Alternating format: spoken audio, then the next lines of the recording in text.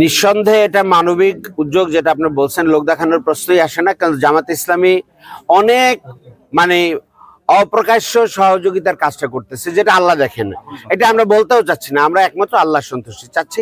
আর মানুষ যেন তাদের কষ্ট লাঘব হয়ে তারা যেন মানবিক বিপর্যয় থেকে তারা রক্ষা পেতে পারে।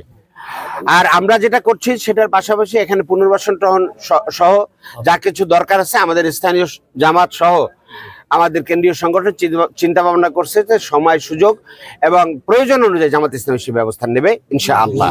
এই ধারা কি সারা দেশে একযোগে থাকবে না আপনারা বিচ্ছিন্নভাবে করবেন? জামাত ইসলামী শুধু এটা না, আপনারা জানেন যে জামাত ইসলামী বন্যা, অগ্নিকাণ্ড, লঞ্চ দুর্ঘটনা, বাস দুর্ঘটনা, যে খবর অনেক সময় পত্রিকায় আসে না, জামাতের নলেজে এসেছে, আমির জামাত দেখেছেন বা তাকে কেউ নোটিশে এনেছে, জামাত ইসলামী সেখানে পৌঁছে যাওয়ার চেষ্টা করছে।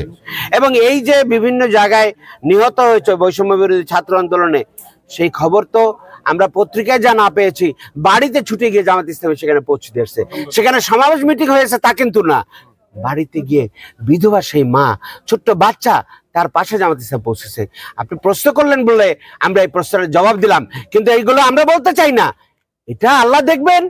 আর যাদের বলার কিছু থাকে তারা বলবে, কিন্তু আমরা চাই আল্লাহর রাজি খুশি আর দুনিয়াটা যেন আল্লাহ তাআলা বৈষম্য মুক্ত করে কল্যাণের একটা সমাজ কায়েম করেন।